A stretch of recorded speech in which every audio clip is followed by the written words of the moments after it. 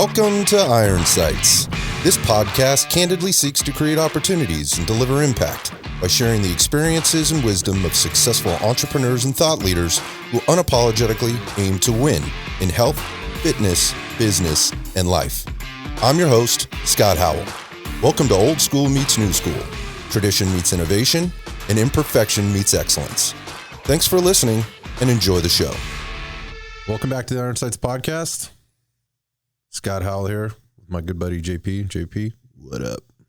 What is up? Always good to be back in the studio with you, man. Today we are talking fitness. Specifically, we're going to jump into fitness and how to get back into it if you've been out for a while, and for people that may be just sort of trying to find their way in the fitness world right now, because we've been getting so many questions lately, kind of when we've been out on the range, but also in the gym, through the DMs. The weather's warming up here. Maybe that's kind of prompting some of the stuff. I don't know, but we just felt it was a good idea to handle some of this topic. We certainly can't get everything done tonight, but we're going to get done what we can. Yeah, it'll be a good start. So it's just starting high level again. We're just kind of getting back into this. Hey, I was into a pretty good routine before. I was a member of a gym.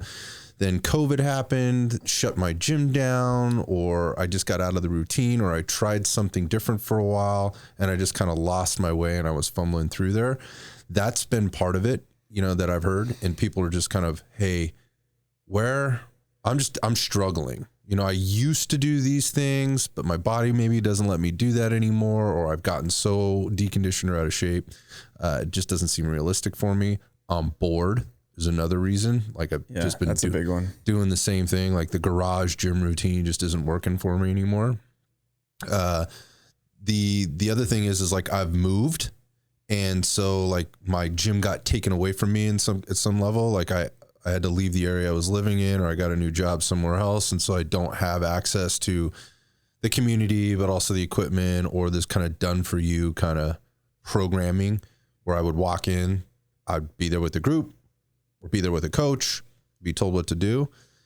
And the last part of it is just somebody who's like, I just got lazy. I just stopped and I know I need to do something. I'm super aware of my health and how important it is for me to exercise. And I don't know. I just haven't found my way back in yet.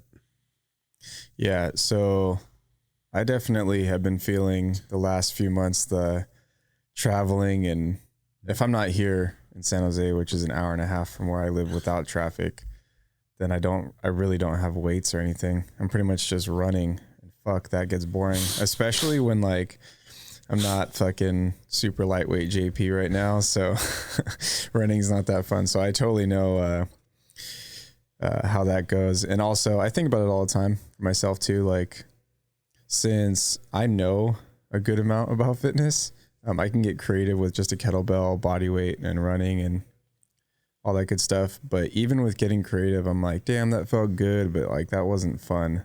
You know what I mean?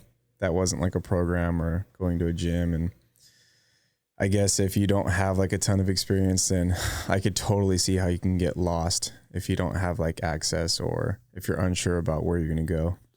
Yeah, it's like a slippery slope from there too. You're walking back into the gym and there's a bit of like what we'll term like gym embarrassment. I know I'm not in shape. I know I don't look the way I want to. I know I'm not as strong as those people over there. I don't even know what that exercise is or what that piece of equipment is. There's all of these things, this anxiety that can kind of build for people. And I'm hearing that a lot. And we've been hearing that a lot for quite some time. And I'll be honest, a lot of the folks that are walking into Red Dot these days are really, it's like finally in their life, they're taking responsibility for their health and wellness at a different level. And they know these are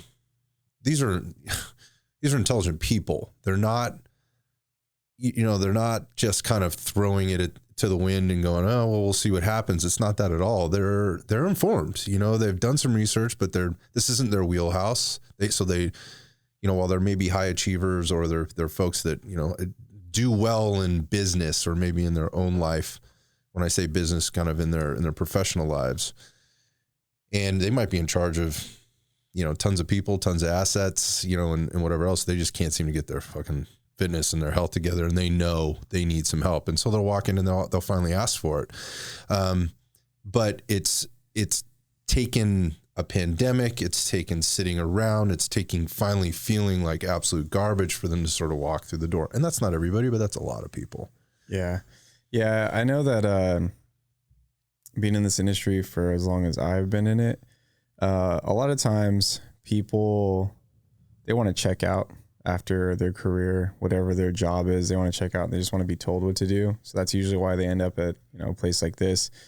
But, that still doesn't mean that they have direction, but definitely having like a coach or somebody, to at least pick your brain or to watch how you're moving or ask you questions about how your diet or your fitness is going. I mean, that's definitely a start.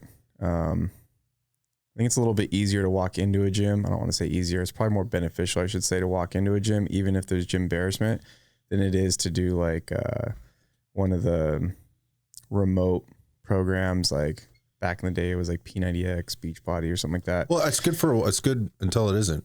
Yeah, right? Exactly. So it worked for me when I did it for like a month or two or something like that. It has value, but like what you get from that is not being embarrassed around other people, but like actually having coaches and people that know what they're doing. Your rate of growth is going to be much faster if you just swallow your pride.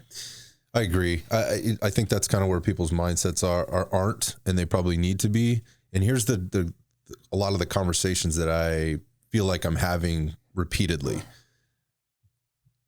And it starts kind of with, well, before I was doing this and these are the results I got, so I figure I need to go back and start doing that, whatever that is. And I ask, so what is that? Well, maybe that was like 5-10 years ago. Well, what did life look like for you 5 years ago? Well, I was single then, I had my job was different. Now I certainly have more responsibility. I've got kids now, or I've got a young one at home, a toddler at home now. So things are a little bit different. I had access, or I was working out with this group of people. And so my point is, they're reaching back to what they were successful with before, which is important. Understanding your exercise history, your diet history, your health history, all of those things is a very, very important part of the puzzle in terms of getting you back to where you need to go. So having an awareness of that and acknowledging that is important. But oftentimes we need to let go of the past and move towards something different. And the other part of that is them trying to jump right back into whatever that thing was. Yeah. Without really rationally thinking through that.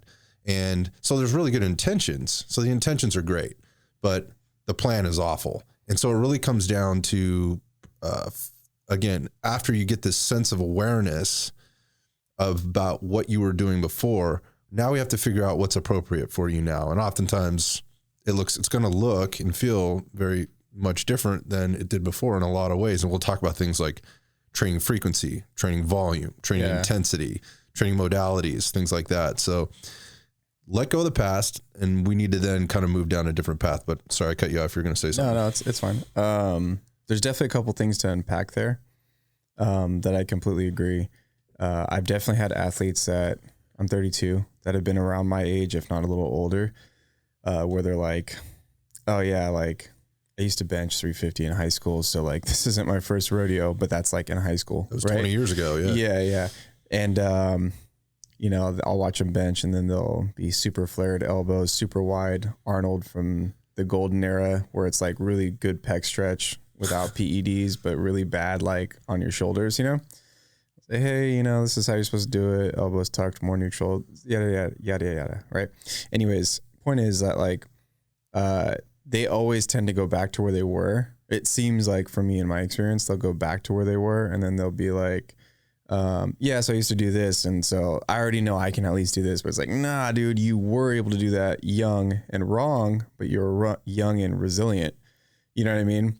I totally know. And now that you're older, maybe let's, use that age to an advantage, like in terms of your maturity, like just fucking in your intellect. Yeah. Just be a little bit more humble. Cause like, look, just cause we're sitting here telling you how to do fitness doesn't mean we're smarter. That just means we spent more of our lifetime doing fitness and other people are spending more of their lifetime doing things in whatever they're doing for their career. Right. So just trust the specialist. Right. At least give it a shot. You might not have to work with that person forever, right? Yeah. But having them there at the start can help you avoid a lot of frustration, can help you avoid really going down the wrong path and save you time, could save you money. And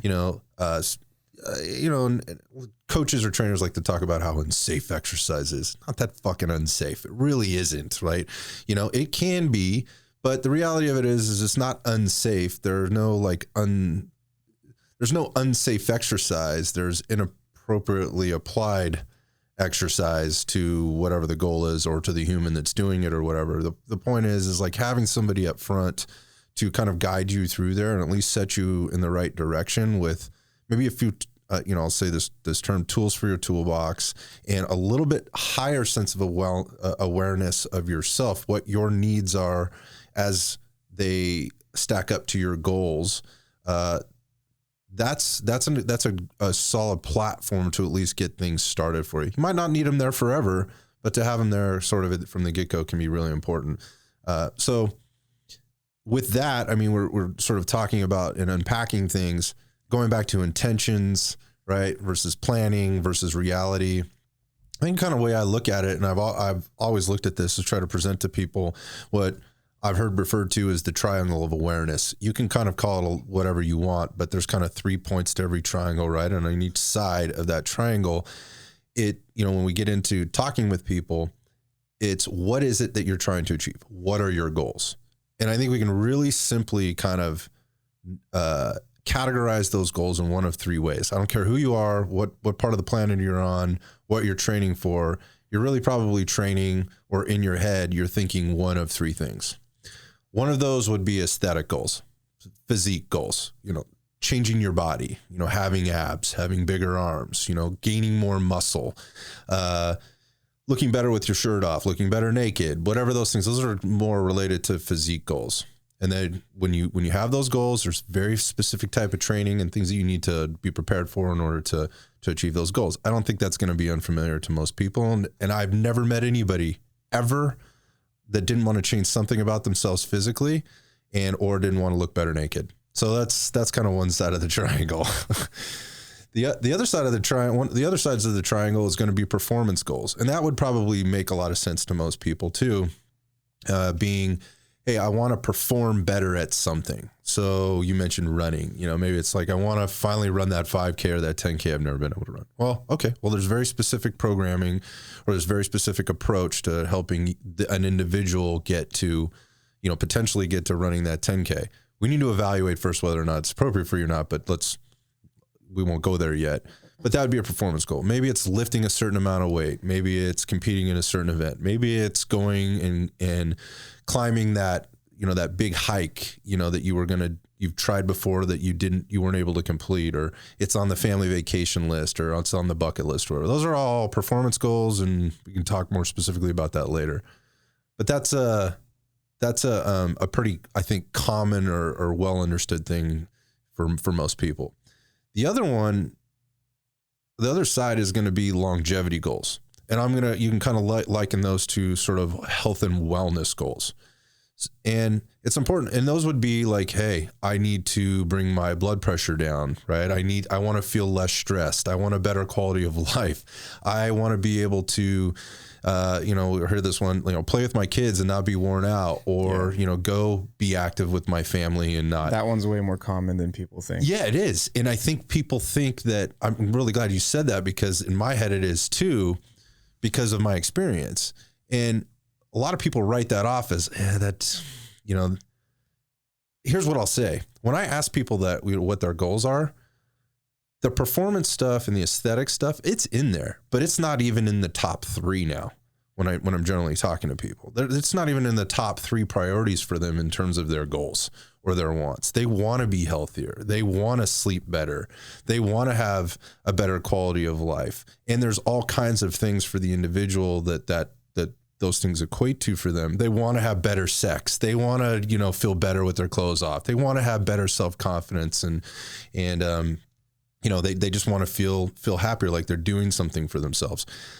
that is way more common than most people, I believe, think it is. And they might feel like they're on an island out by them on their own. Well, you know what it is, dude? Thinking that way. You mostly hear all the kids chattering or movies and stuff like that, where it's all based off of physique and like the appearance. And so that's usually what drives everybody to like get into like working out, is like the appearance, right? But like you said, from experience, if you've been in a gym long enough, you're going to find out that there's definitely a large percentage that's like, yo, I need bigger arms, or the girl that wants to always look good on the beach. But I would say at least half the time it's a parent that's like, look, dude, I'm almost kind of embarrassed that I couldn't take my kid up the stairs when he fell asleep on the couch or whatever. Yeah. So, I mean, yeah, everybody has different goals. And I think that's like the point that we're trying to make here, and try to give guidance, you know? Yeah. So in looking at that triangle of awareness and being, you know, you've picked your goal, so to speak. Yeah. Obviously, is that goal appropriate? Well, that's to be determined. We haven't quite figured that part out yet. But being also aware that within that triangle, those things, whether it be performance, aesthetics, or longevity, can be mutually exclusive of one another.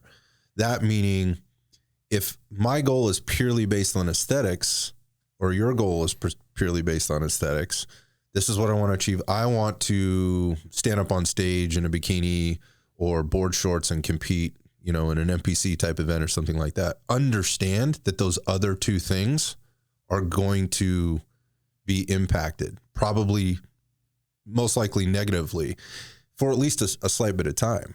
You know, especially if you're talking about, you know, competitive bodybuilders or, you know, people that do shows. The bottom line is it's not a very healthy prospect. It isn't. You're going to be in a high level of calorie restriction probably at some point.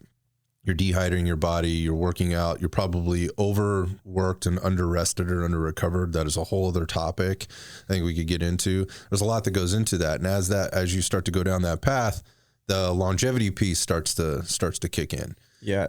If we're talking about purely just body composition, I don't know if you want to get into like the obsessiveness of it, because I mean that plays a role too. I've had two really close friends of mine. One do like pro physical or pro physique, and one that's like trying his best to make it into the CrossFit Games. Right? They're both 6-pack abs, and they're both just crazy shredded, elite at what they do. Right? One can get good mass in the off season, but as soon as it's CrossFit season and the conditioning goes up, he drops like a quick 10 pounds, dude. And all of a sudden he went from cleaning, you know, let's say 235 for a 1 rep max clean, cause he's just a lightweight dude, to now like 205 is hard because the amount of conditioning that goes into it. They both look shredded. They both have abs. They both look jacked. But then the other guy, this person, by the way, can run like 5-minute miles back to back to back. Right. And then the other guy who's obsessive and he's a physique guy, he probably could survive a mile, but I mean, I've seen him like run and it's not that great. And also, I've heard things too about, with physique, like you said, sex life plays a role. Mm-hmm. So if you get obsessive about like your physique and you start taking supplements, or maybe, you start messing with hormones and stuff like that, I know people who got really into bodybuilding and physique and things like that, and their sex life went to trash for a few reasons. You know, I mean, we don't have to get super into that, but my point is that like being obsessive could play like a role into like not only mentally, but also like your energy output and stuff like that, because you know you have to keep a certain body fat percentage, right? So I would almost argue that as much as everybody wants to look like the movie star, that's not sustainable. And I would say that to a certain extent, losing body fat percentage almost becomes like a detriment at a certain level. Agreed. Right? It 100% does. I mean, we had this discussion before with regard to like the CrossFit competitive or the competitive CrossFit athletes that are actually in the games. And there was a period of time there where like aesthetics was like a big deal. Like you had to show up to the games shredded. The bottom line is like when you're working out at that level, you're an athlete at that level, you're probably going to obtain a physique, some level of physique that's going to be attractive, or let's just say like coveted to some extent. The nature of the games, the nature of the sport, kind of it's a byproduct of that. But going into the games with the intent of being shredded and competing, what we saw was those that focused on physique or aesthetics over performance ultimately didn't perform at their best. And so if we're in this triangle kind of just, sort of goes in a circle, it's kind of a continuum. If my health is not at its best, my performance or my aesthetics will be at their best. However, like my performance can be very high, right?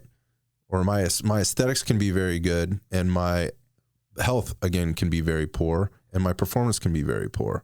My performance can be very high, and if it's very high, I might have great aesthetics, but it shouldn't be the focus. Those are two very, very different goals. Very different. What's the new heavyweight champion boxing? Man, I don't know. Do we even Tyson still box? Fury? Do people even still box? Yeah. Like legit box in a ring? Have you seen that guy? I think his name's Tyson Fury. I have no idea. No. He pictures of him went viral because dude's like 6'9" or something like that, but he's like dad bod. Like 100% I did see this dude. Yeah. Not at all abs, love handles. I did and see this dude is like unbeatable. Yeah, I did see him. Yeah. I think that's a great example of performance doesn't necessarily mean physique. Mm-hmm. Because like he is the best at what he does. And dude, I do some boxing time to time, and that is not light on cardio. So his cardio has to be outstanding to be a professional boxer, let alone like the best in his weight class, even though he's a little heavier still. Like, do you get what I'm saying? Yeah, totally. Yeah. So like, what's interesting about this whole thing is, I think you and me are on the same page in terms of our goals, where we want a little bit of everything. I want as much balance in my life as I can get. That's my goal for the rest of my life now.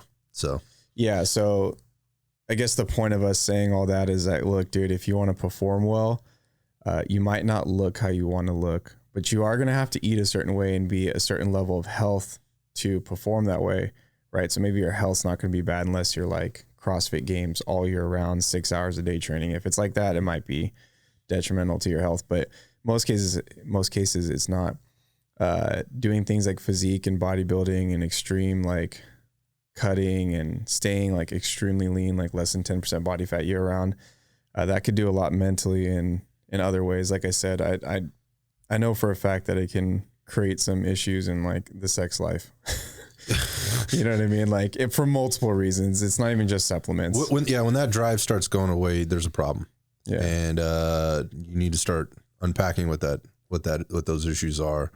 And it's interesting. It's actually a big problem for those in the fitness industry. And I've been around it long enough to know those people that are completely obsessed with physique on a regular basis, or performance for that matter, and are under eating, under recovered, under rested, overtrained.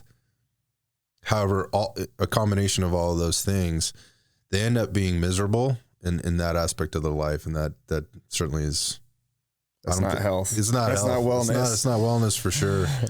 So, again, without going too far down that path, just maybe giving people an easy framework to sort of work from as they're trying to establish what is my goal and what's important, because depending on where you fall on the side of that triangle will absolutely 100, it's going to dictate how the programming goes, right? And how you handle this framework, which I'm about to go through. And the framework that I use, and I try to keep it really simple for people, because a lot of times we try to overcomplicate this stuff. No matter what side of the triangle you're on, this framework holds up. And I've seen it. I've seen it work. And I've also, if you can remember this framework, it also gives you an easy place to kind of go back to maybe start to diagnose where you might start missing things, or where you may be missing things that can help you achieve those goals when you're kind of hitting a rough spot. You're like, I'm not feeling great or whatever. Just kind of re-examine these things, and it usually puts you right back on track, or at least gives you some insight to where you need to be on track. And again, maybe that's the discussion you're having with your coach, or the research that you're doing, or help you ask the second and third question and kind of maybe come over the top. The acronym I use, or we use here at Red Dot Fitness, and that I've been using for a long time is this. It's EATS squared plus E. Super simple. And so if you're jumping back into your program, or you've been off for a while, or you're just trying to kind of make some sense of all the things that you think you need to know, the first E in EATS squared plus E is eat real food. And I don't think most people are going to argue with that. But they might not actually know what that means. And all we're saying here is I sit across the desk, or I've done multiple car rides with you, JP, and it just that's what we do. We're trying not to eat out of packages. We're trying not to eat out of cans. We're trying not to eat out of bags. Does it happen? Hell yeah, happens. I mean, partly out of convenience. Sometimes you're on the road, but it's not the majority of what we're doing. What we're trying to do is eat real food most of the time. That is staying as close to the earth as we possibly can. Eating organic when possible, non-hormone, grass-fed, basically unfucked around with food. And that we can go down a very deep rabbit hole in nutrition, and that is not what this conversation is about. But if you can just remember that and ask yourself that question whenever you're picking up something to eat, preparing a meal, going out to eat, am I eating real food? I think it's a really good place to start. Yeah, I agree with that. Doesn't matter if you're doing keto or just whole food diet, or if you have macros. If you're eating whole foods, I think you're just going to overall have a better quality of life. I think I challenge anybody to do 60 days of out of packages, and then 60 days with the same macros of just going to Whole Foods and tell me you don't feel better. Yeah. Just getting fucking, not even what they make, just actually the fruits, vegetables, meats, shit like that. Which leads right into the next thing. And that A in there for me is the adequacy of macro and micronutrients. And generally speaking, if you're starting to get down you're putting your real food away, you're on a good track or platform to do that. Macros are important, right? And the quality of the nutrients, so is the quality of the nutrients that you're putting in your system. If you're not addressing this, I don't care what side of the triangle that you're on, if the E and the A aren't coming together for you, and that is, am I eating enough? Am I eating enough of the things that I need in order to fuel the results that I would like to achieve, which means fueling your body in an appropriate way so that it can do the work, it can do the recovery, and there's enough left over for your body to do all the other things that it needs to do throughout the day. So when I talk about adequacy, it really is, hey, am I getting enough protein? Am I getting enough carbohydrate? Am I getting enough fat? That is very individual, based on what the person's goals are, what their diet history is and has been, and where they're trying to get to. A whole nother conversation for another time in terms of kind of what and how much and where.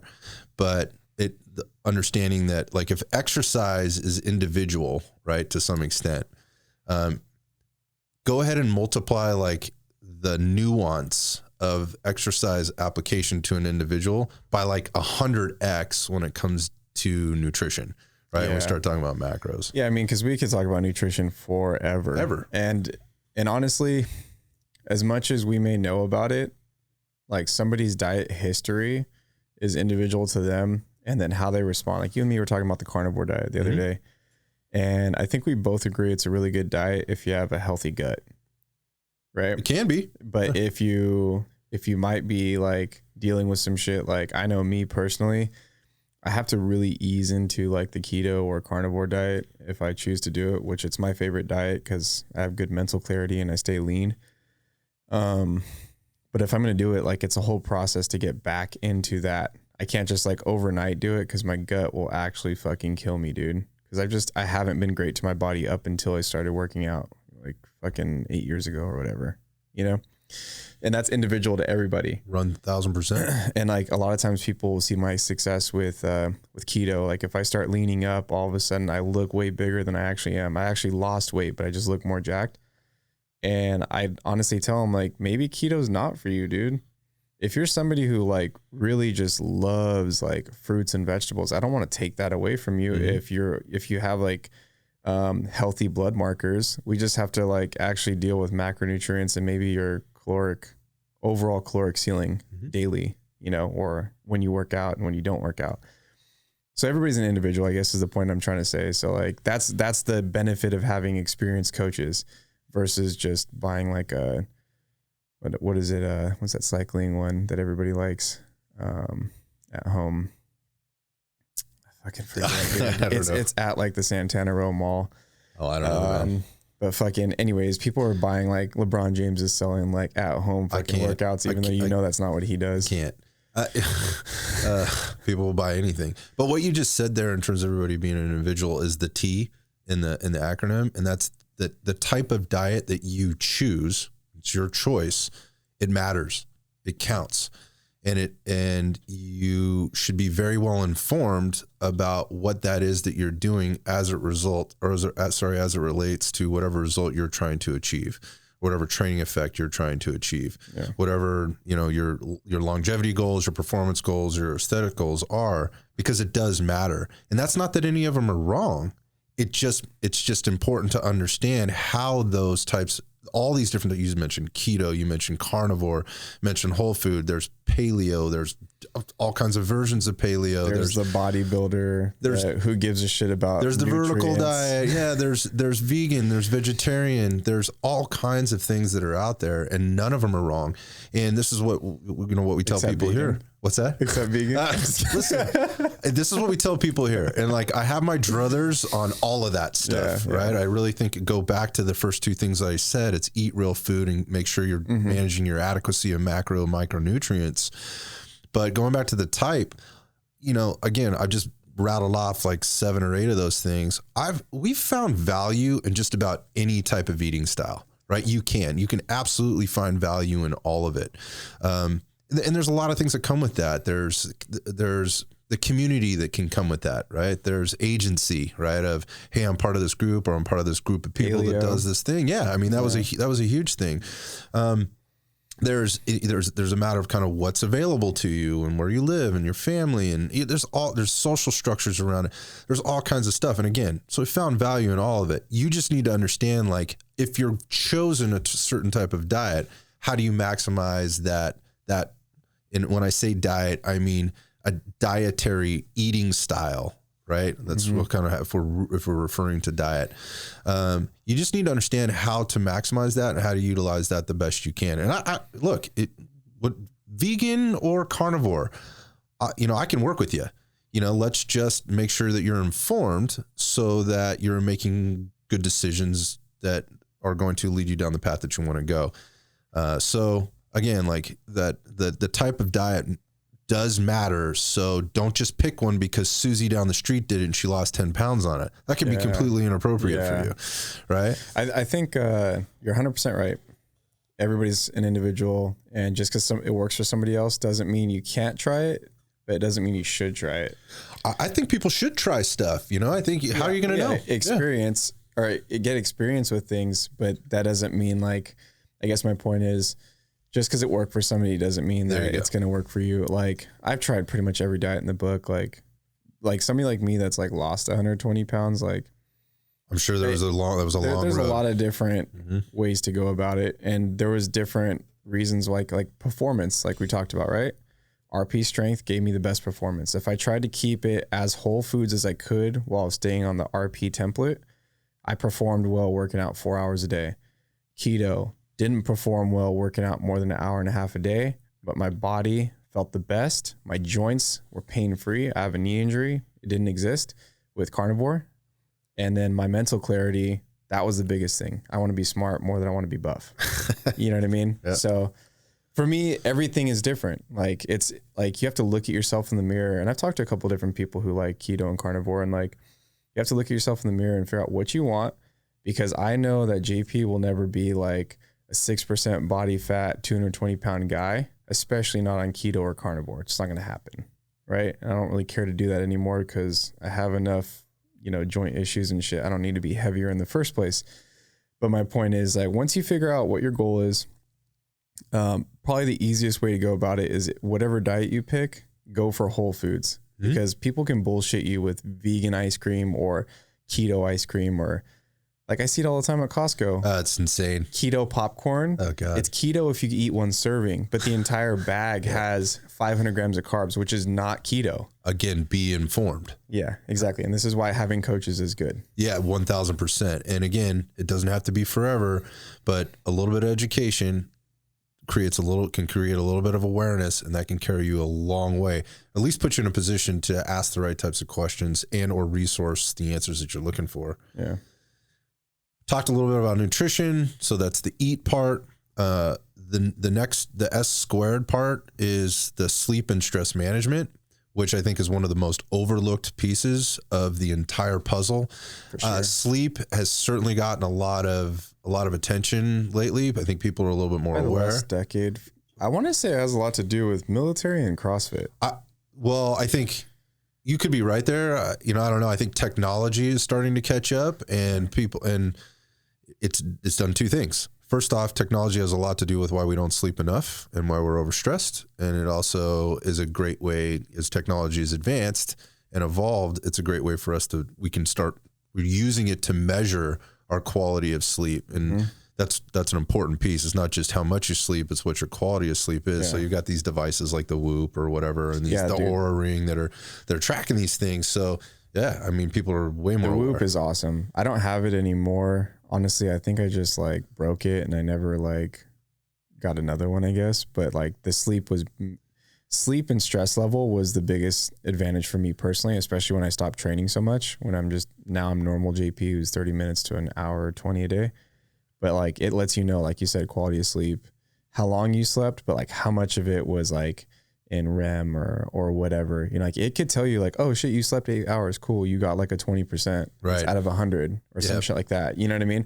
But that's like useful because I mean, sleep highly affects cognitive function. So important. I mean, look, studies show that people that get the less than 6 hours of sleep a night don't live as long as people that takes years off your life. Yeah, it can take years off your life. They don't perform as well. They don't recover well. There's a whole slew of things that go down. Again, it's not just about the hours, it's about the quality, and there are so many things that go into that. Around here, Kayla and Cece are wearing these Whoops. They love those fucking things. I mean, they're constantly like comparing, I did really well. And if anything, it creates a higher level of consciousness to what am I doing and what are the things that I'm not doing that equate to like a better sleep score or a better recovery score. And when they have those scores and they reflect back on what they may have done or not done in order to get that sleep, it encourages them to do it more. And so in that sense, I think those fucking devices are great. If it encourages you down the path of good behaviors, right, of healthy behaviors, I think they're good. I think they can be very bad. People can be very, very obsessed with those types of things too. But in this case, I think it's very helpful for them because they get to see, they get to compare, they get to share, and I know that gets done a lot. I see it pop up on Instagram. People are posting their sleep scores when they're their recovery score.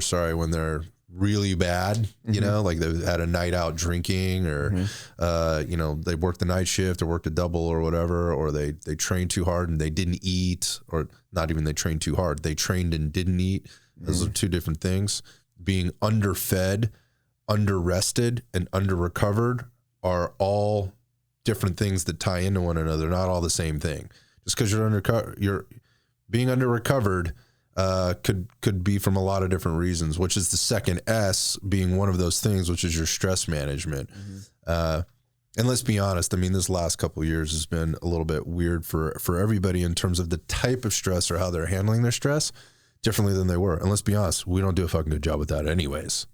Yeah. I definitely think this last couple of years has been weird because I think most of the time people feel like they can, okay, like I got this, like, even if you're somebody who like takes ownership or whatever, right? You're like, oh yeah, like, okay, this is because I didn't work hard enough, or I need to chill because I'm working too hard. And a lot of the stuff in the last couple of years, I know it's gotten to me because I feel like it's out of my control, like completely, like what's going on in the world. You know what I mean? But I guess how you manage it is definitely how you get through that. But I get it, dude. The last couple of years has made a lot of people adapt business wise and also fitness wise. Definitely changed the game for like home gyms and like big gyms. Yeah, I mean, it comes down to like a lot of people will start they'll go into the subjective feedback, really they're recording their weights, right? They're recording their sleep scores, they're recording their, their PRs, they're recording their WOD times or whatever else, but they're failing to look at the objective feedback, which is how do I actually fucking feel after doing all of this? Like how's my body recovering? How's my mood? How's my energy level throughout the day? This other objective stuff. And a ton of times that has to do with, the level of stress that you're going through. And again, stress is a good thing, right? And I don't want to get into this good stress versus bad stress. It's just stress. And people have probably heard this analogy before, this example before, like your body doesn't know whether it's being chased by a tiger or, you're in the middle of an EMOM or whatever. Like bottom line is you're being stressed out. That is true, but there is a cognitive awareness of what that type of stress is and how to deal with it, and that comes with experience. But I think the take home here on the stress piece is just that if you feel yourself saying like, I got this, it's no problem, there's probably a problem. Right. You might want to take another step back and understand that S squared piece could be the single most important component in achieving any goal that you might have within that triangle, whether it's, again, performance, aesthetics, or longevity, health and wellness goals.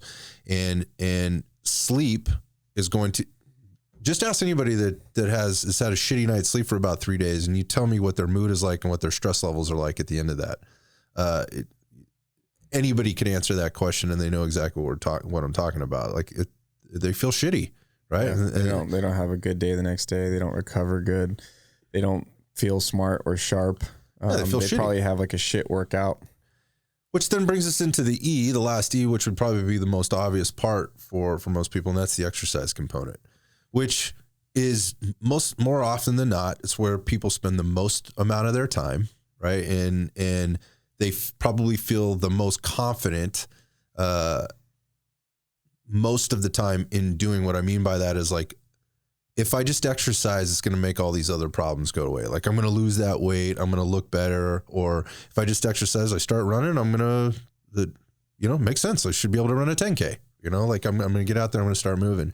The point of that is exercise is something that I think people latch onto right away because it's generally it's kind of the easiest thing to do. It's the most accessible thing. Yeah, I'd say so. And it's the thing that probably gets fucked up probably the most over time. And it doesn't have to be that way. And I think that's where we started this conversation is people are trying to jump back. They ask us about exercise programs. We're like, dude, I got about 75 more questions, for you before I answer anything about what your potential exercise program is. And it goes back to what we just talked about a minute ago. But, people are jumping into exercise programs and I see them going from the frying pan right into the fire. Well, you haven't done anything for 2 years and now you've decided you're going to join a gym or you're going to join some program or some P90X thing. And you go from no days a week of working out, eating shit food, right? On some wacky diet that you chose because, again, some Instagram influencer said this is what you got to do with some diarrhea tea to help you lose the weight. You sleep like shit. You're totally overstressed. And now you've decided you're going to exercise 5 days a week in order to achieve some performance or aesthetic goal. I try to give people the benefit of the doubt, but sometimes, man, when I get in these conversations with them, like, fucking, can you hear yourself? It's a good time, dude. Can you just say it out loud for me one more time? I want to hear you. I used to train this guy that was like 21 and he'd always want to like meet up in the morning. And he was just like, oh my God, I just had this crazy night of partying. I can't even believe I'm here right now. But like, I need to like make sure I keep my abs and all this kind of shit like that. I'm just like, thinking in my head, like every time he would tell me he was like doing ecstasy or like drinking alcohol the night before. And I'm like, first of all, you're not going to gain any muscle with the amount of like bullshit that you're stopping in the recovery process here. Really? Weird. No sleep and a ton of alcohol. Like, I remember seeing this study, dude. I fucking wish I had the link for it, dude. I always try to show people like, when they party hard, but they're like, boy, I worked out before. It's like, yeah, well, literally you burned calories in the moment and you just like stress yourself, and you're not going to gain any type of muscle or performance off of what you did after drinking all night. Oh, that's insanity. Yeah. But anyway, I just think that's funny, dude, because I definitely have seen that more often than not, where people think they can just log in time at the gym like randomly, or like follow a coach but like give half-ass effort. And look, there was a period in my life where I was working out very hard, and I was also partying very hard. Yeah. And again, you mentioned it earlier, and that is you're younger, you're more resilient, right? You have less liability, less responsibility. There's sort of workarounds to it. Your body's finding workarounds to it, and that, again, that'll work for a while until it catches up with you. Yep. I can tell you, being, after 40, things are fucking different. Like, I don't recover the same way I do. I wake up every day and I'm like, oh shit, that ankle, that knee, my back, whatever the thing is just not the same. Like, I'm sore a little longer. Or the things that I've done to my body they're very apparent to me, over time. It will catch up. And I get it. Sometimes you just got to learn those lessons on your own. But in trying to give some direction to people from the exercise component, again, jumping in from the frying pan into the fire on this stuff is not a smart or an intelligent plan. Thinking about it in how you're going to get back into this if you've been out for a while, or you've been in it for a while and you've lost your way, or you're trying to find some direction. You mentioned getting a coach.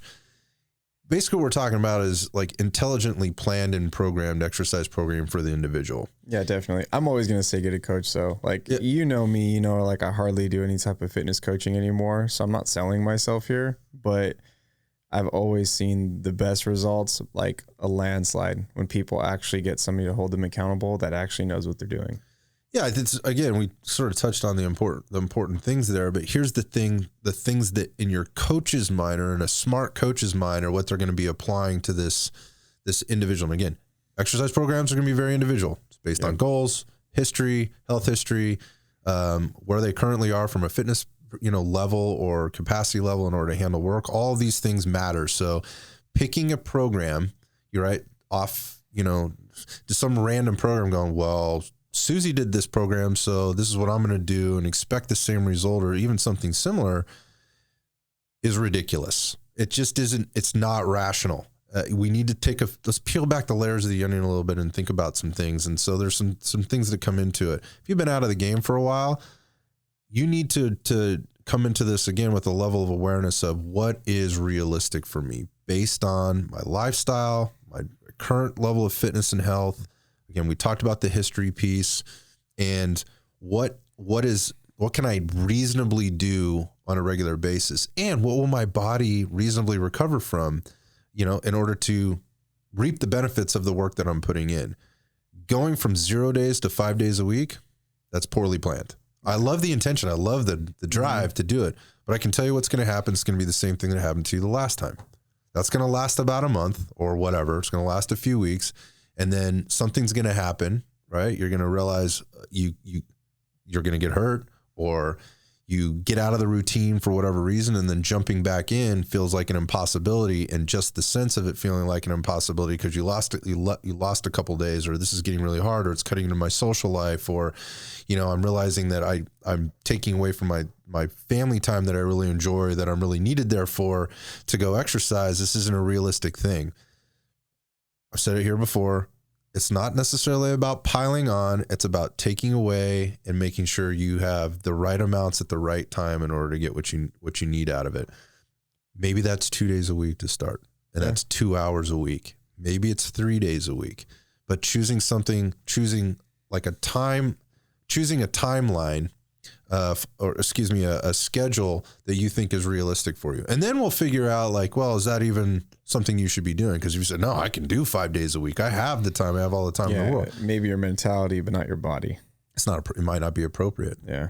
So there's, again, awareness, and then looking at the larger picture of what is realistic for me right now, not where I was 5 years ago. Put the history aside there. Put your past aside. What can I reasonably do right now and be okay with that? Yeah. I mean, if you can always make haven't- adjustments. If you haven't done fitness like consistently weekly for 6 months plus, you're pretty much starting over again. There's something to be said for that. You might have a little bit of capacity there kind of in the engine and in the tank, but it's not going to be ready to go 5 days a week again if that's what you were doing 6 months ago. And your body's going to let you know right away by being extremely sore. And then if you go hard in the paint and then like one day, maybe 2 days, you're off from the gym for a week and you're thinking, I don't know if I can do this anymore, when really you're just approaching it all wrong. So it speaks to the mindset piece. Like what should I be doing here? If my goals are aesthetic, my goals are performance, or my goals are longevity based, one way or another, I need to have some type of a ramp up into this. And it's okay to do that. Again, people are like, well, if I'm not suffering, then I'm not working hard enough. Stop it with that mentality. Like, yeah, I hate that, dude. I don't know how many times where I've crawled somebody through like an on-ramp into like CrossFit classes and I've not let them touch like heavy weight, but they just are relentless with like, I'm going to make a change. And they go like super hard with intensity. And all of a sudden 3 months later, I hurt my ankle or I hurt my wrist or whatever. I just don't think this is for me. And it's like, well, you actually didn't listen. You actually just went way too hard. So like going hard in the paint really hard, like really fast, it's just not going to be for anybody because we're fucking human. Yeah. So what is appropriate for most people? Where are you going to get the most bang for your buck if you've been out of this for a while? Well, we already talked about it's important. Start with a coach if that's a possibility for you, or in a well put together group coaching program. They do exist out there where you could be working out with a few more people. We're talking like from an accessibility perspective or from a financial perspective. Those can be good options. That's sort of a topic for another time, but you need to shop. You need to understand what you're getting yourself into. Is this a one size fits all? Do the coaches that are coaching these group sessions, do they have time to get to the individuals and take care of individual needs while also catering to the group? Those are all things to think about.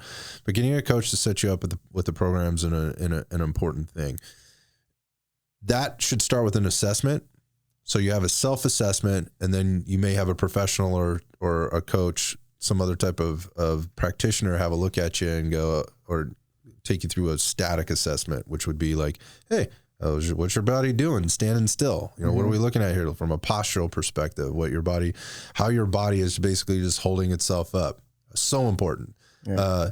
We nerd out on that stuff here, because it will tell us a lot of things before we go into the next piece, which is the movement assessment. How does your body move? Can you do the very basic things your body should be able to do under no load, with no external loads, right? Under no stress, right? Just little things. Maybe it's squatting down. Maybe it's getting into a lunge. Maybe it's getting up off the floor. Maybe it's doing a push-up, a modified push-up because you don't have the strength to push your body, in a like more of a prone position. If I didn't already mention this, just taking your arms overhead, moving through some different ranges of motion through your shoulders and your scapula. My point of this is how does your body move, right? And then what does it look like moving challenged? So now we're starting to move it through these movement patterns that every body should be able to do. And now we're going to start putting a little bit of stress on it, not beating the shit out of you, right? That would be completely inappropriate. I just want to see what it looks like with a little bit of challenge. Yeah. And that's what you should be doing as a participant of your own fitness program and being in charge of your health. How is my body responding to these very basic movements? And as I add a little bit more challenge, jumping into Stacy's boot camp class. Yeah, the HIIT classes. Yeah, on the corner studio or whatever, and signing up for the unlimited membership so that you can go to 5 days a week with the classes. I love the get after it mentality, but that's a poor play. I agree 100%. I think people don't realize that, especially when you're not already like a smaller frame, if you come into it like overweight, even just a little bit, and those HIIT classes, those boot camps have you do like a ton of jump rope, burpees, jump squats, lunges, basically things that drive the heart rate up quickly. And they're budget places. They're never like high end places. So like Orange Theory might be low impact and safe. That's kind of a high end place for that style of training.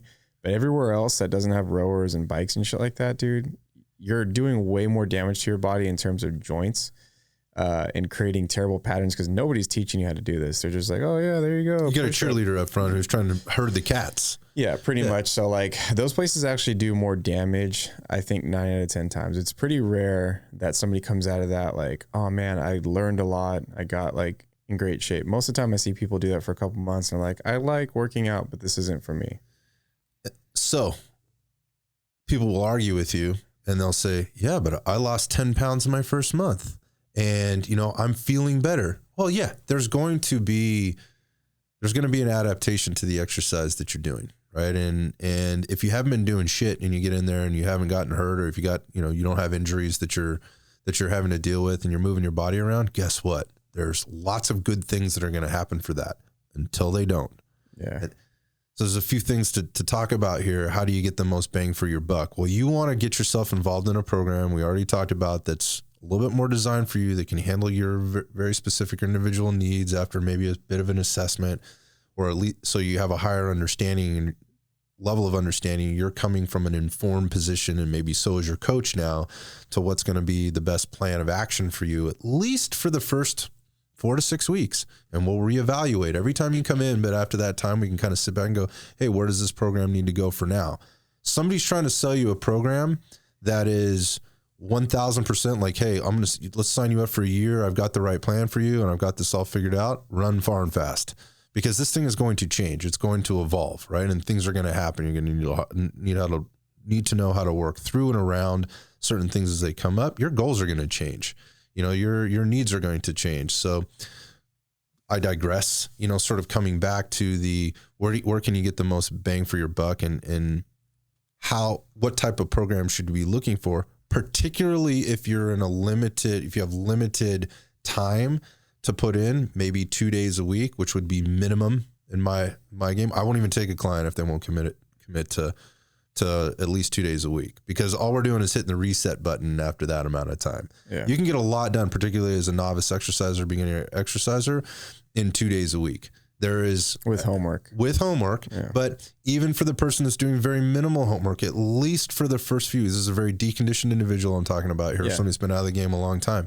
2 days a week can get you down the road. Eventually, that's just going to be maintenance, right? That's what the science tells us. If it's applied appropriately, probably not making very many gains in 2 days a week, but you can improve to a certain extent in that amount of time. And then you're probably going to need to up your frequency a little bit, or your activity level. It doesn't necessarily mean you have to be back in the gym, right? It means you need to be doing your homework, as you mentioned, or adding some extra activity. But here's what we know. You're going to want to start to build some capacity, your ability to do work, right? Because as you mentioned before, you know, coming off the couch, right? You're not going to have that engine, right? You're not going to have that ability to do so much work. Your body's going to let you know really fast how out of shape you are, right? And the way it's going to tell you that is it's going to be really sore. It's going to get really fatigued. You might even feel a little shitty. You know, when you walk out of the gym, it's going to have a little bit of trouble. Your body's going to have a little bit of trouble recovering. And things are going to happen. Things are going to change.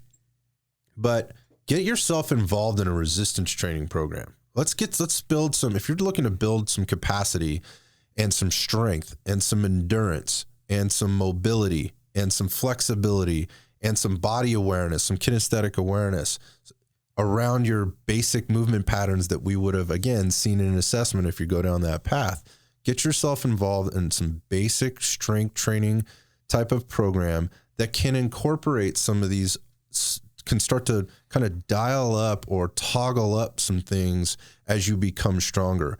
Because I could take somebody out there on the floor, I could ask them to do 2 sets of 10 push-ups, you know, maybe 2 sets of 10 body weight rows, 2 sets of body weight squats, right? Maybe a little rotational work and maybe some overhead pressing, and they could be fried for 2 or 3 days with very minimal load. Well, what's happening there? So if you're jumping back into this, and you know, if you've ever started and stopped an exercise program before, what you're going to see is you're going to see your strength gains go up dramatically right from the get-go, right? If you start a strength training program, you get out there on day one, you start lifting some weights, and the 10-pound dumbbell feels like 100 pounds, right?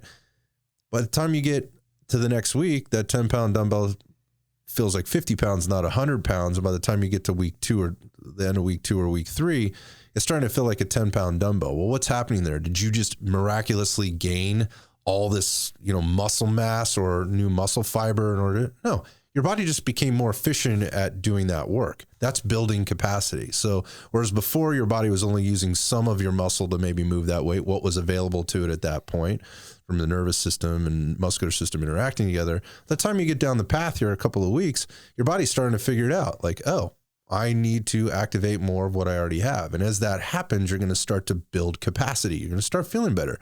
Now you're doing 3 sets of 12, right? Instead of 2 sets of 10. You're recovering faster. Your heart rate doesn't get up as high for as long. It starts to come back. Those are the things that you're going to start to see in your basic resistance training program. And if you got a smart coach, when they start to see that, they're going to start to ramp things up a little bit for you. And it doesn't mean adding more weight all the time. Maybe it means getting you on an Airdyne bike, or getting you on a rower, or getting you on a skier or something to, okay, let's challenge your endurance a little bit more as we're challenging your strength, because your capacity's up. It's allowing you to do that. That's the type of programming that people are going to likely get the most benefit from if they're jumping right back into a program or jumping right back into the fitness. Not walking into a place, as you mentioned, that is strictly focused on HIIT training and burning calories, which unfortunately a lot of people think they have to. That's what they need to do in order to attain that performance goal or to obtain that aesthetic goal or whatever. Well, in terms of like across the board physique, performance, and health, everybody could gain a little bit of muscle as soon as they start ground zero. Because like we always tell, I know you probably run into this all the time, where girls are like, I just don't want to get bulky when they join the gym. I can't believe they're still saying this. Yeah, it's like trust me, you're not going to get bulky. I think Arnold said that. Like, trust me, you'll never look. We're still saying it. I mean, that was back in the 70s, right? Yeah, like you have to do a lot to get jacked. So my point is that like everybody can gain strength and muscle in a healthy way to help the way you feel, the way you look, how healthy and fit you are across the board. Gaining some muscle is going to help anybody in their first year or two of lifting or any type of training. I would argue that that's just as beneficial as like cardio, right? And if we're just talking health, wellness, and fitness and performance, I think the two work hand in hand. But I think you can, especially for a novice exerciser, you're gonna definitely impact that cardiovascular system even just through the resistance training. Yeah. If you only had an hour to spend a couple of days a week, an hour, 100% of the time, I'm going to take the weightlifting or the resistance training over the treadmill every single time. Yeah. Every single time. As you start to build, and now you need to add more frequency, right? And you're getting in a proper amount of volume and intensity with your weight training. Then we can start to add in these other things. That stuff can come later, like your, more specific or longer duration, cardiovascular training. But a good program for most people is going to involve both of those things during the course of that hour. Yeah. So like this gym is primarily like health, wellness, functional fitness, right? Yeah. I think you could define it that it's most people coming in the door have a health and wellness goal, but they also want to look better, which means they need to build a little strength, build a little muscle, right? Lose a little body fat, all of those things, improve their nutrition, go back to the E squared plus E. I mean, we're addressing all of those things on a daily basis. I have had, and we have had, plenty of times in our history have high level athletes come in here. They're few and far between. And that said, like, I love having them when they're here, but it's not our bread and butter. No. Yeah. Like you guys don't solicit really, like you're not reaching out for like CrossFit Games competitors. Nope. You're not reaching out for physique competitors, or powerlifters. Right.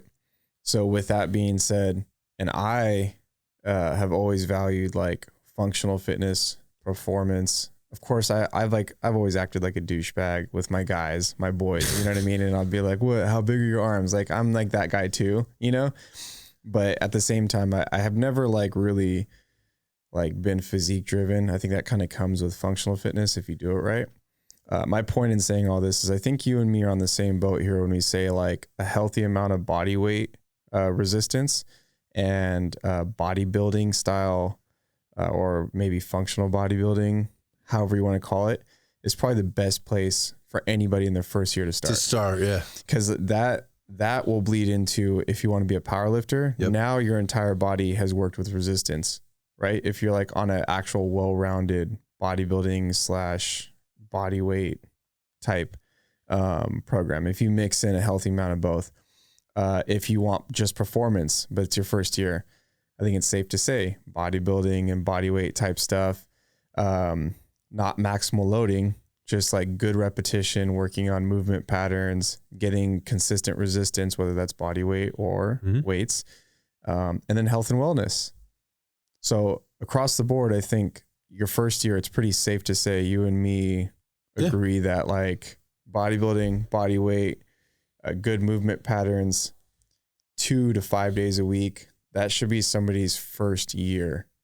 Fundamentally 100% on the same page, because, and this goes into a lot of the other topics that we talk about on the show and the After Dark, versions and whatnot, just about, you need to build a base level fundamentals and then start to acquire skills associated with those fundamentals before you start working into skills mastery. And the other way we've started to, or I've termed this, is stop trying to do black belt shit when you're a white belt.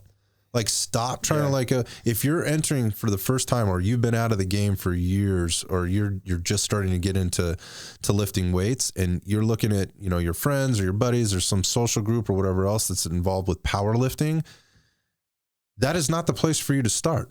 And I'm not saying that if you did that, like, it's altogether bad. I'm just saying there's way better ways for you to start to have longevity in that and actually start to obtain some performance and potentially even some aesthetic changes. So I think that's a weird thing, because I agree with you 100%. I don't think powerlifting is the answer for anybody unless you actually are just hell-bent on how much weight you can lift. I think that's like literally the only reason why you should powerlift. But with that being said, I also understand, not only because I'm like super into fucking running a better business for myself, but I understand that people need to want something. They need to like something. They need to be attracted to something. So if, Joe Blow has a group of friends that all they do is power lift, he's going to gravitate towards that, because he's like, well, this is getting in the gym. This is happier, healthier. Same thing with CrossFit.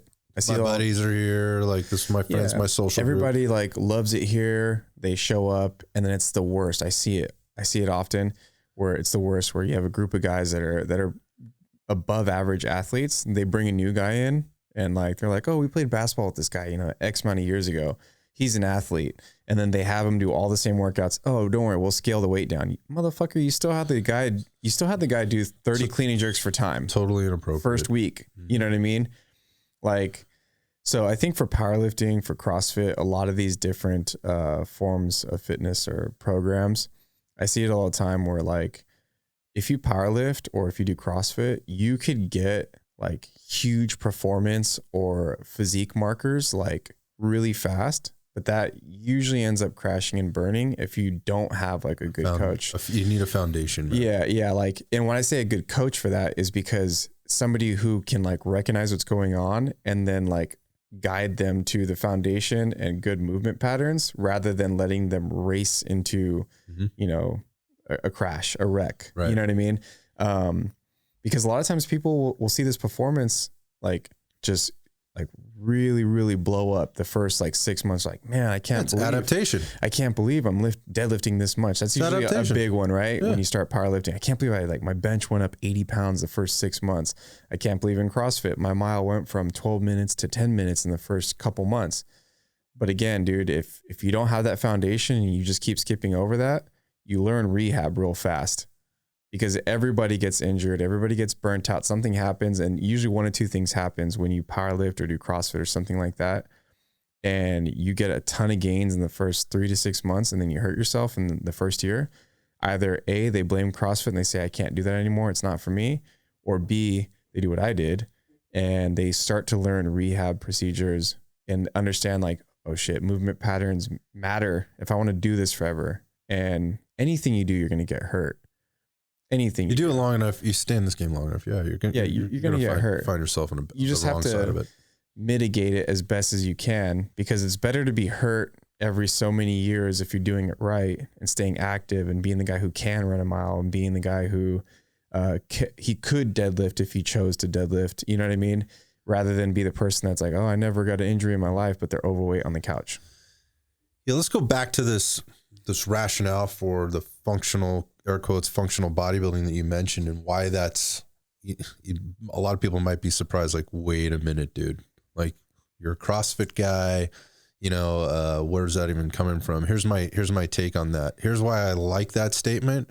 And I like that for a lot of people. They might not understand what that is. And again, there's a lot of nuance in the term bodybuilding, but bodybuilding in generally is very controlled, right? We are starting with very basic movement patterns. We're taking speed out of it. We're taking, you know, we're working tempos, but we're taking the speed out of it.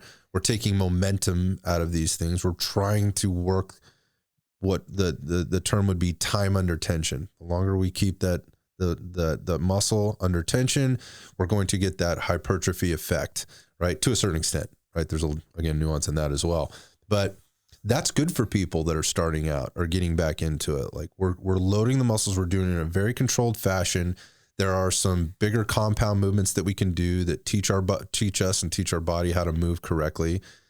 What does that weight feel like in my hands? That load feel like in my hands? Well, what does it feel like when I take that weight through this range of motion? And then we move on to the next thing, and we're sort of stacking different fundamental movement patterns onto one another during this quote unquote functional bodybuilding. It's fairly controlled versus walking into a lot of other environments where we're doing a couple of things. Let's go back to the powerlifting thing.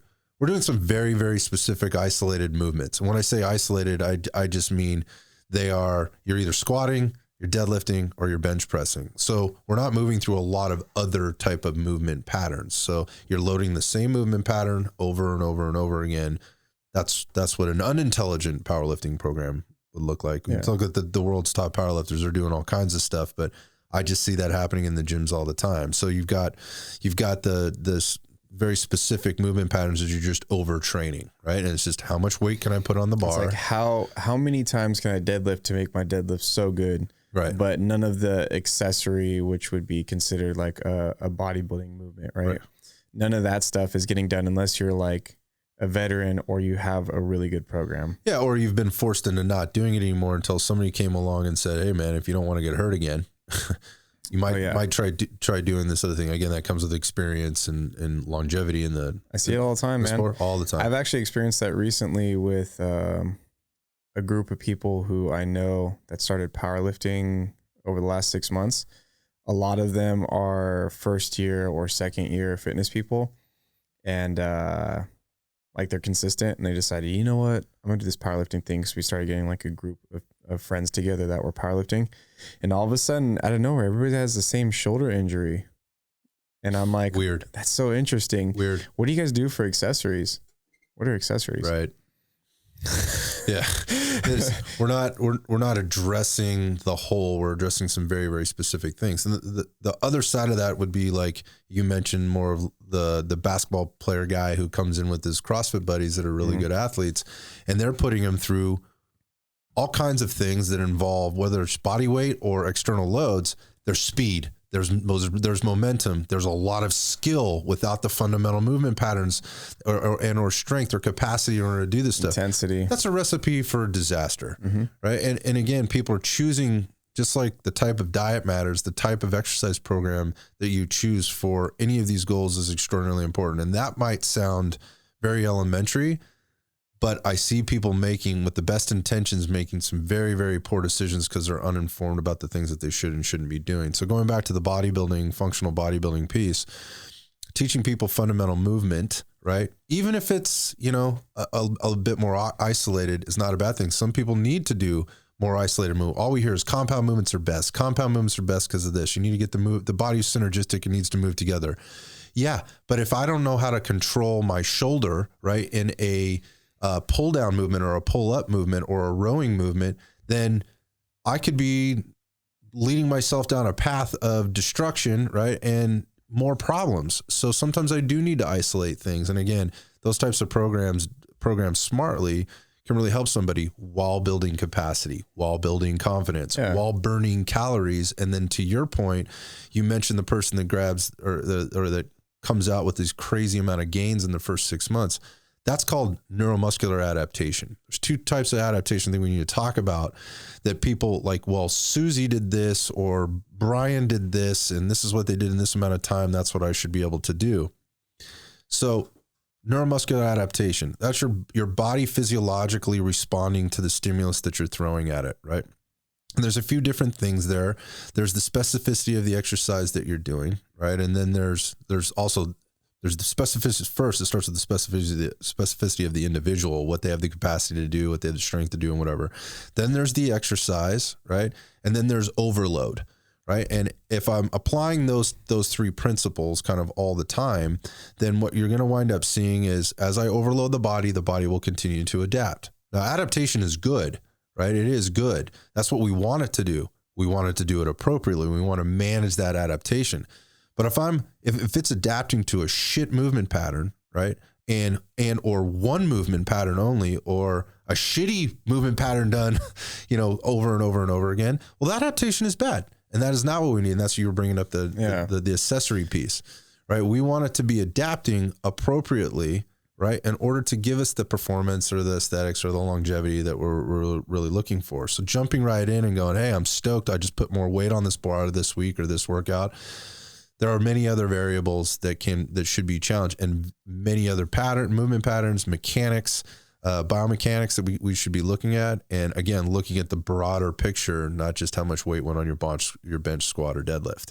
Yeah. I mean, the thing with bodybuilding, and again, you and me saying this is probably really interesting to people considering how we train now.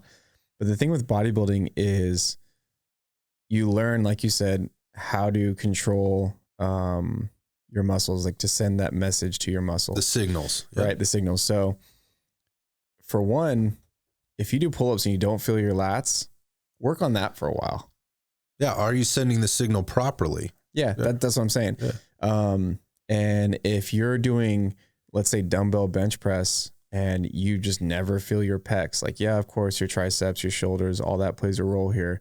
But if you just never feel your pecs, again, maybe let's try some different things to feel those pecs. There's a lot of exploration and growth that happens overall outside of just the number that you're lifting or how many reps when you do just basic functional bodybuilding. Such a great point. And yeah, so when you learn how to do that, like nowadays, dude, maybe people don't like when I say this. I mean, you've seen me train other people now. But sometimes I'm like, I don't even give a shit what it looks like as long as it doesn't look like fucking terrible. But if you tell me you're feeling your lats when you do this, connection. Yeah. And you don't look like you're doing anything like really fucking crazy. Like even if it looks a little different than the way I'm doing it, I'm okay with that. I'm not just seeing how you look. We're on the right path. You're feeling just your lats in this movement. Okay. That's good, dude.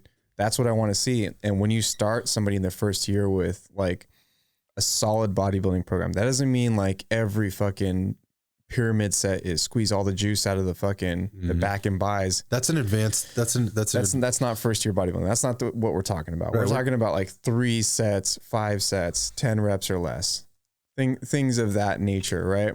And even then, I don't even know if I'd be having people do barbell bench, because I think most people know now in terms of functionality that the barbell bench is good for building muscle or central nervous system training, but it's actually not the most beneficial for your shoulders, right? Because even if you do it right, like overtraining it is still overtraining it. You're still using a barbell. Yep. So in terms of sending the signal, there's huge benefits that set you up in the future. Let's say you wanted to do 1 year of bodybuilding the way we're talking about, like just a basic, well-rounded 3 to 5 sets, showing control, sending the signal. Maybe you want to get into MMA. Now, all of a sudden, you know what people mean when they say like, like tuck the elbows and tuck the shoulder and flex your lats when somebody's pack your shoulder. Yeah. Pack your shoulder. When somebody's throwing a punch into your ribs, pack your lats, right? Now that you did bodybuilding, that clicks with you. I know with me, with the little bit of fighting stuff I've been doing, when people tell me stuff like that, oh shit. You're making the mental connection. You can easily make right it away. Physically. That makes sense. I just shielded myself, right?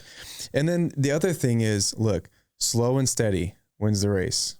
if you're out there doing like fucking like crazy explosive reps with like 20, 30 reps at a time in these sets with like bodybuilding movements, and all of a sudden your dumbbell bench looks crazy, it's doing Y's and T's, and it's not staying on track, that's a problem. But if you actually do everything slow and controlled, there's a lot of adaptation. Time under tension is how you build muscle. I don't think people understand that the way up isn't where muscle's built, it's the way down. I mean, the eccentrics concept is, it's well known. It's just not, I think, to the most people that pick up weights. To the common person, yeah. Yeah. So you mentioned the signal, like you have to give the signal. The signal needs to be there. It needs to be loud enough too. Like, so, and it needs to be that loud enough doesn't necessarily mean you need to add more weight, which is what you're saying. Yeah. Like that signal could be in how you handle the tempo of that movement. And what you're alluding to is the eccentrics or the down phase. Yeah. Some people refer to that as the negative. I hate that term, but the down phase in in a bench press, as the bar is lowering to your chest, or in a squat as you're lowering your butt to the floor. Yeah. And like with all my training now and the people who train with me here, we're doing a lot of explosive stuff. But like, not only am I babysitting them, but by no means am I like telling people or marketing that as like a first year or even second year program. I'm talking third, fourth year of fitness. This is the kind of shit you should be doing. You know what I mean? Like, luckily, like I said, I babysit these guys, and most of them are actually pretty athletic for the most part. So it's working out well. But to your average person, like a solid total body, well-rounded bodybuilding program, and you can sprinkle in the once or twice a week cycling, walking / running. That kind of shit is normal. Yeah, absolutely. That's good. That's what I would think is the best for the first year for anybody, and maybe even some yoga, because yoga is good for everybody at all stages of their life. Yeah, I mean, it handles a lot of pieces of the exercise piece, also the stress management piece. Mm-hmm. We haven't even gotten into the mobility, flexibility topic. It's a topic for another time, but the bottom line there is you're setting yourself up for long-term success with good foundations and the beginning stages of skill acquisition. And this is true for anybody coming back into fitness, whether you're just getting started, you're maybe a little unsure, or you're re-entering. We talked about neuromuscular adaptation, and people can get really carried away with that. We're sort of talking about that, like in the gym, like, oh, my maxes are going up, or I'm doing. This needs to be well controlled, right? It needs to be very well controlled. I want to compare and contrast that to metabolic adaptation. And again, that's a good thing. So metabolic adaptation is basically how your body utilizes energy, right? Utilizes the macronutrients and micronutrients you put in your system in order to do the things that it needs to do and the things that you want it to do. And let's keep this really high level and say you want it to be building muscle. Most people want it to be building muscle and burning fat. And so when you choose programs, that any program you choose, whatever you do, whether it's, I don't want to use Orange Theory as the example, because I think most people are familiar with that. It could be F45 or whatever, but we'll use Orange Theory, treadmills, rowers, TRXs, and some dumbbells, right, that they're using there, versus this other type of programming that we've been talking about up to this point. The neuromuscular adaptation that's happening in both of those programs would be very similar. Right? You haven't been exercising. Your body's going to respond to that. It's the said principle, right? Specific adaptations to impose demands. If you make it run on a treadmill, it's going to try to get better at running on a treadmill. And it generally will. You're going to start to build some strength. You might even build some muscle running on that treadmill for those first few weeks, because your body again is starting to innervate more muscle fibers, right? And because it's doing that, they'll start to volumize, right? And as they're volumizing, you might start to see some aesthetic changes. Oh shit, my quads are coming in. I got some hamstrings here. My booty's growing a little bit, right? That's going to happen for a little while if you're deconditioned or you haven't done this ever in your life. That's part of the process. Same things happening over in the resistance training program. Same things, right? Let's get into again, neuromuscular adaptation. That is your body's ability to sort of physically adapt to the things that you're throwing at it. So that's going to happen, particularly for the novice exerciser. You're going to see some crazy gains, some crazy improvement in those first 4 to 6 weeks. Things are going to start to taper off unless you are progressing things. We talked about this overload, this principle of progression, this principle of overload, right? In the Orange Theory example, there's not a lot of progression that's happening, right? No, not at all. Right. And progression could be through the loads that you're using, the tempos that you're using, the increasing, shortening rest times based on intensity being basically how hard you're working. And what we're measuring there most of the time in Orange Theory is what the heart rate says on the board. How many calories am I burning? What is my heart rate? Right.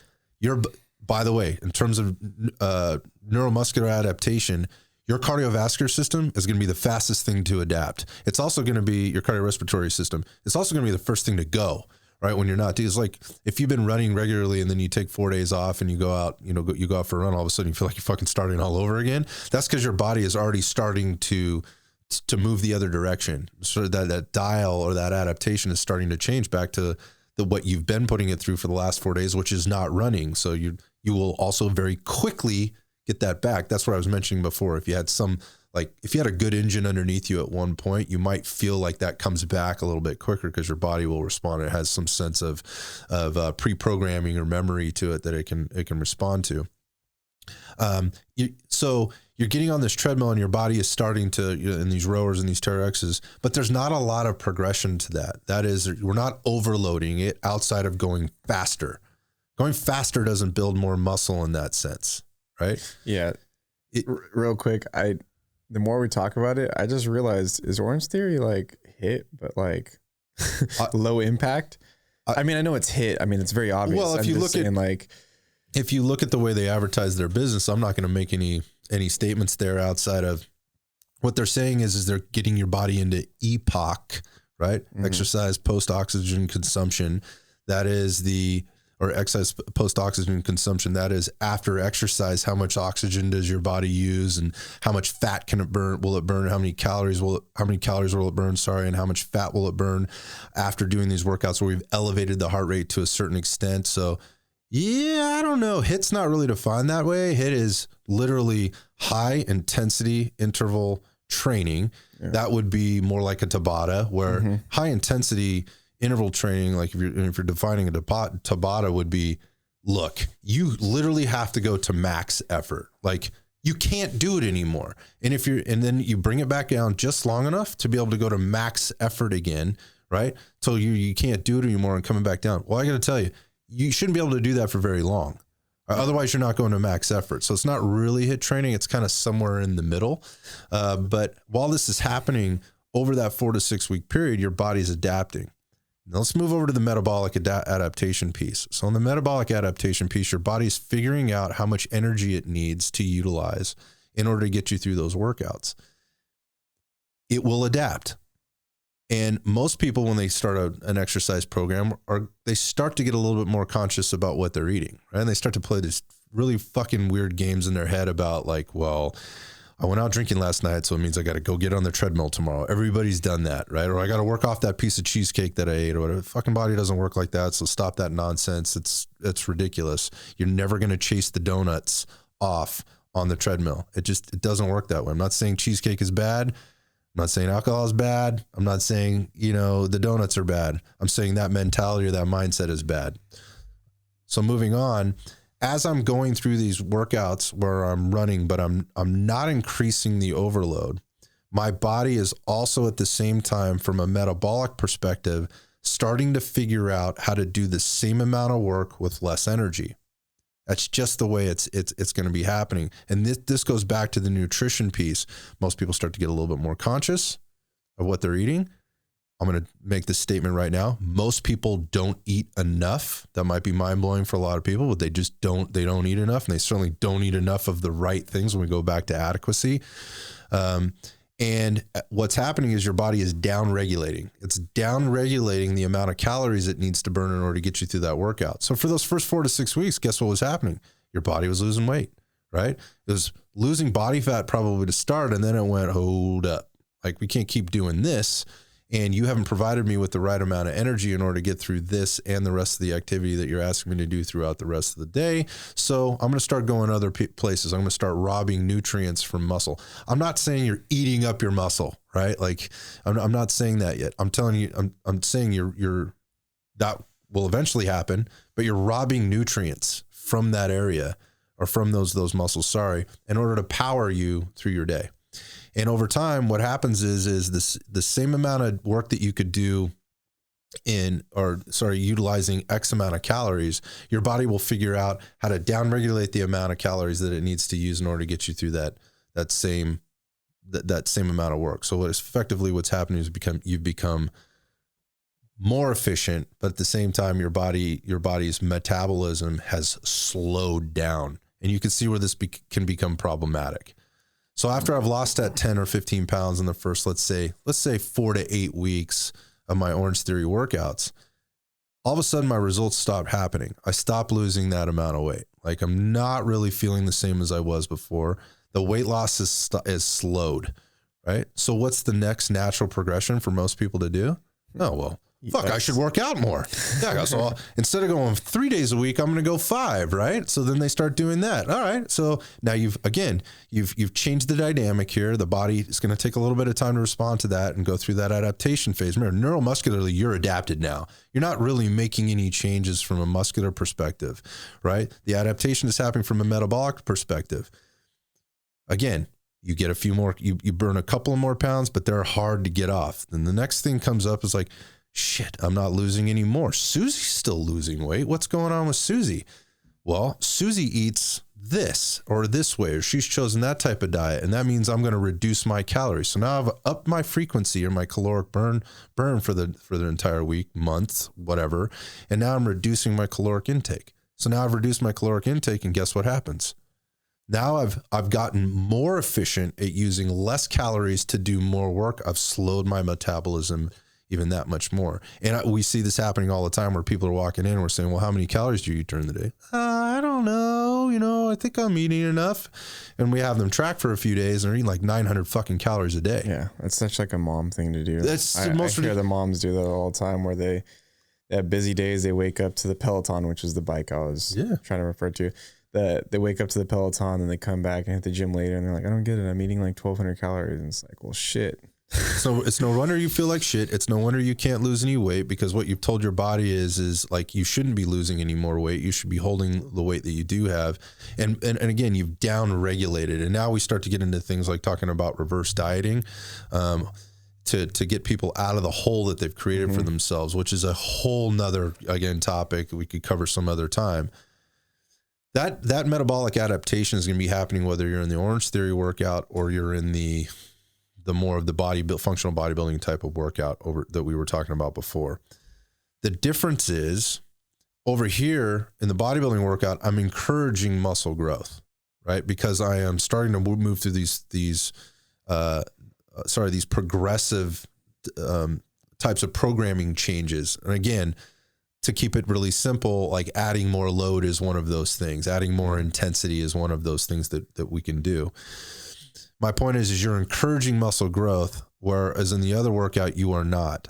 So going back all the way to the beginning of this, like what's the most beneficial? Get yourself involved in a resistance training program to build the base, right? Yes, from a metabolic adaptation perspective, you better be coming to the table. In fact, your needs, your caloric needs, when you start lifting weights, they're going to be more. Again, most people don't eat enough. They don't eat enough protein. They need to be eating more of those things.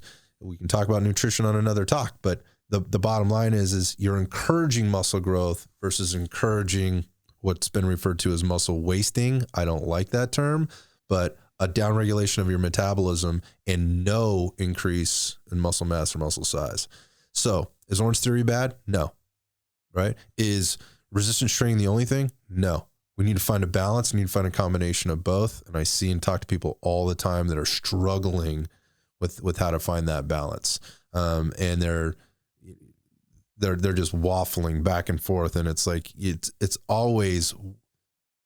pendulum is always swung one way, all the way to one side. And then they always come back to the other side. And they're constantly fighting this battle with themselves, with their bodies, with their metabolism. It leads to a lot of frustration. And I think it goes all the way back to the beginning of this conversation. I'm like, I don't know what to do. What should I be doing right now? I know that I've done this myself and I've dealt with this a lot. Like what we were just talking about with under eating and overtraining. I know that there's been times where I've gained weight during like a bulk. I haven't bulked in years, but when I used to try and like wintertime, get like a stronger Olympic weightlifting numbers, maybe strict press, things like that, bench, I'd gain like 15 pounds. That would be like the goal, like 15 pounds. Okay, whatever, I lose my abs, but 15 is like manageable. Anyways, so like I'd up my calories like 500 a day. It would start off like a couple hundred, and then the next week like 300 total, and the next week 400, so on and so forth, right? And then by the end of like winter season, where it's like spring, okay, dude, I'm not like digging this heavier body anymore. It's time to shed some weight. A couple things happen. For one, I get surprised by how many calories I could actually eat with majority just bodybuilding, some strength and power stuff, and just minimal cardio. For me, minimal cardio would be like a 4-minute Tabata. Just getting that done, like, okay, I feel like I did something healthy today. Yeah, but there's a lot of benefit in that. There's a lot of benefit in that, but like the rest of my hour was like all strength and bodybuilding, right? And I find like, oh shit, like for me, 3,500 calories and staying the same weight every day, that's like a lot of calories for JP, right? 3,500 a day, not gaining any weight. That's how like I'd end my bulk like 35 to 4-ish, right? And I'd be like, okay, cool. Like I can actually just stay the same weight eating this many calories. And then as soon as I start cutting, it starts falling off, like melting off the first month or whatever, because just start eating cleaner, maybe up some of the cardio, maybe take away some of like the heavy lifting, like the heavy compound lifting. Like don't stop doing the movements, but just like take off 10 to 20% of deloaded. Yeah, deloading for the most part, right? But you add some cardio, you feel a little better. The fat's burning off, but the cardio always makes you feel good, right? Yeah, well, you're a little springier, especially if you're losing a little bit of weight. Yeah, right? A little springier, a little tighter, like you feel great. Yeah, exactly. But then like by the end of summertime, when I'm like the best physique out of the whole year, like I have the low body fat percentage, I feel great, I look great. All of a sudden now, like my sessions have turned completely into bodybuilding and conditioning, no strength lifting. And sometimes not even bodybuilding, maybe just like a CrossFit WOD and then other conditioning on top of that. And I'm a little bit weaker, but now I'm working super hard to maintain, to stay the lean. Yeah, to stay lean. I'm working super fucking hard. Like I'm pretty much doing mostly cardio, like 80% cardio throughout my training session, barely any lifting.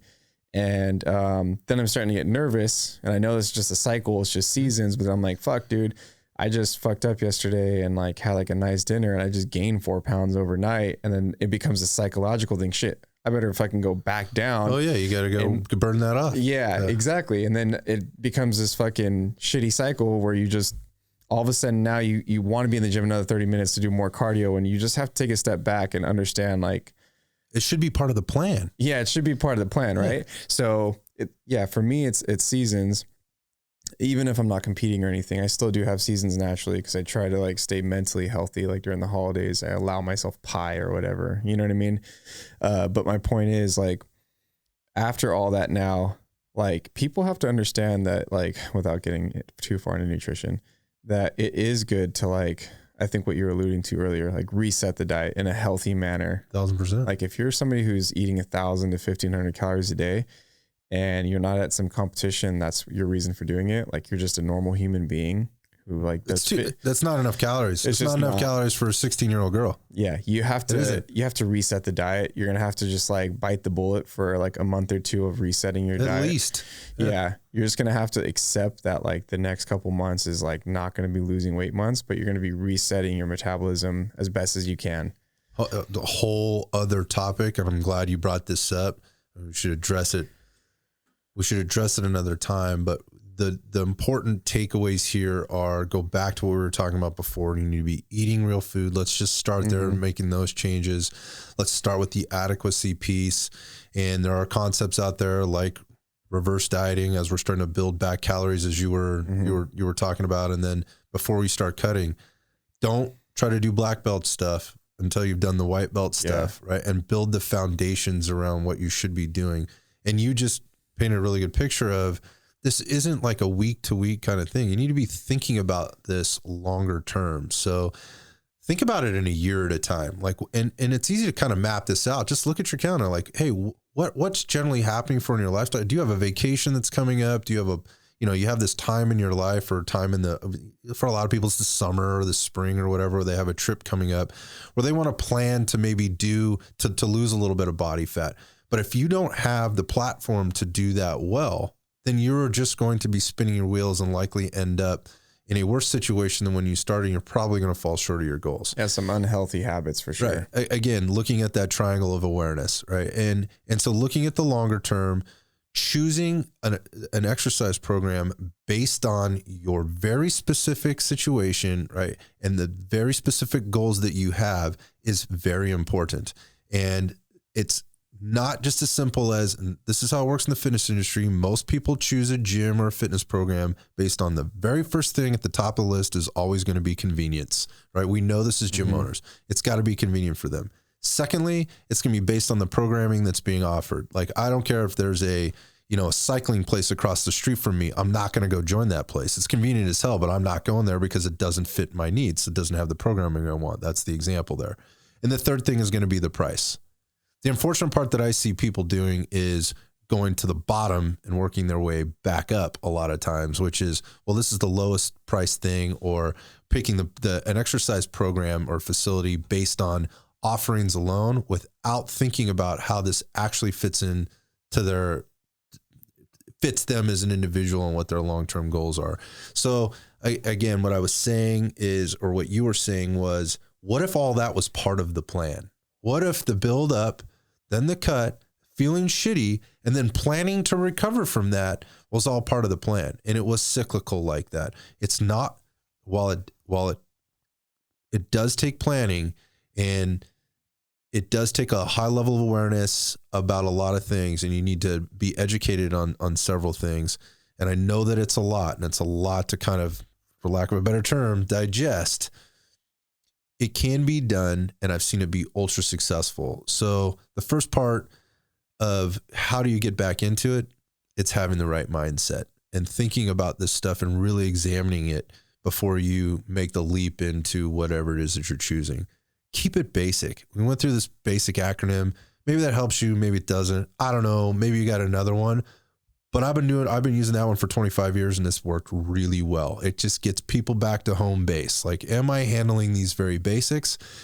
Don't ask me about fasted cardio until you're handling the eat squared plus E, right? Until you've got that down, we're not moving into things like fasted cardio, or what supplements should I be taking, performance supplements should I be taking.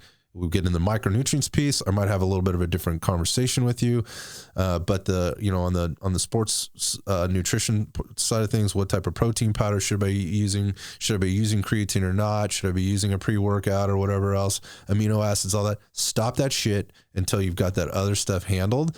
When you're eating the proper amount of calories, when you're properly fed, when you're properly rested and recovered, when you're in a proper program that's periodized and set specifically for you, and you're doing all those basic things, then we can talk about that stuff. Don't get caught up in that. Yeah, I agree. I do get supplement questions over the years a lot, and I've always said the same shit, dude. Eat whole food, and if you can get creatine monohydrate, that's pretty much good for everybody. Yeah, there's a few out there that I would recommend to people, but again, let's not have that conversation. You're going down the wrong path here. We need to be focused on the basics. And here's the thing at the end of the day, and I think, in just terms of wrapping up this conversation, if you're in that situation where you're trying to get back into it, or maybe you've been into it and you feel like you recognize you need a change, it's okay to reach out for help.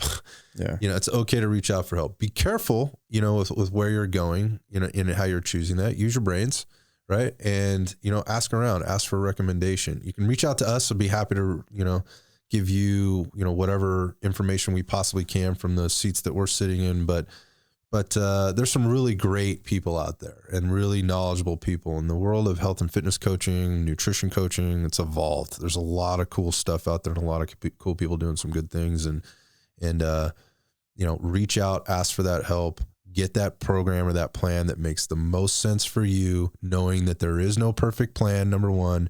and there is no one size fits all. And if you keep those things in mind, you're probably going to be on the right track.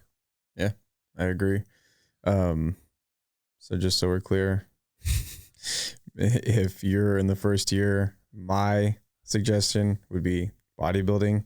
Like we said, some sort of functional bodybuilding, doing some sort of running or cycling, maybe once a week, hiking, and then yoga is good for everybody. Right. Nice, well-rounded program. Yeah. 10 to 20 minutes of yoga once or twice a week. I know all this shit I'm saying sounds like it's a lot. It's really not, dude. It's really not. And that's how all of that helps you in every way. Physique, Arnold in his prime did yoga. It helps you in physique. It helps you in athletic performance and overall wellness. Prevents injury. Yep. Get that high level of awareness, figure your shit out, and get after it. Thank you for tuning in to this episode of Iron Sights. If you enjoyed our conversation, you can support our mission by hitting the subscribe button, leaving a review, and sharing the podcast with a friend. I'll see you on the next episode.